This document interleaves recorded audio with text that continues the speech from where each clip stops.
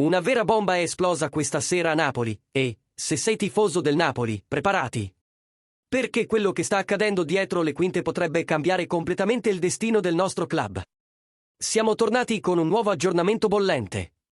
Di quelli che fanno accelerare il cuore e tenere gli occhi incollati allo schermo. Come sempre, il nostro impegno è portarti le notizie più recenti e rilevanti. Con la credibilità e la passione di chi vive il Napoli da vicino. Prima di immergerci in questo argomento elettrizzante, lascia il tuo like e iscriviti al canale per non perderti nessuna novità. Oggi, qualcosa di grandioso si sta preparando nei retroscena del Napoli. E le voci che circolano indicano che potrebbe trattarsi di una mossa storica per il futuro della squadra. Secondo quanto riportato da Sport Italia, il Napoli ha ricevuto un'offerta e ha persino mostrato interesse per l'esterno offensivo brasiliano Kevin dello Shakhtar Donetsk, ma non intende proseguire nelle trattative.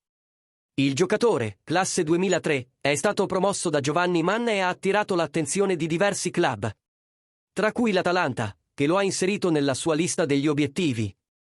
Ma deve prima concludere l'acquisto di un altro attaccante.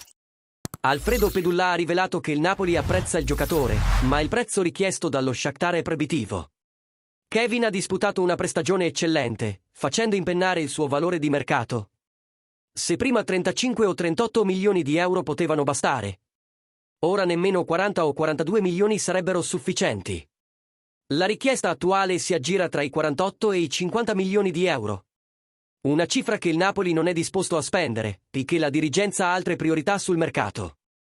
E ora, tifoso del Napoli, vogliamo sentire la tua opinione. Kevin varrebbe davvero questo investimento milionario o il club fa bene a seguire un'altra strada? Scrivilo nei commenti qui sotto e, se ti è piaciuto questo aggiornamento, sostieni il nostro lavoro lasciando un super thanks. Così potremmo continuare a portarti le notizie più calde del nostro amato club.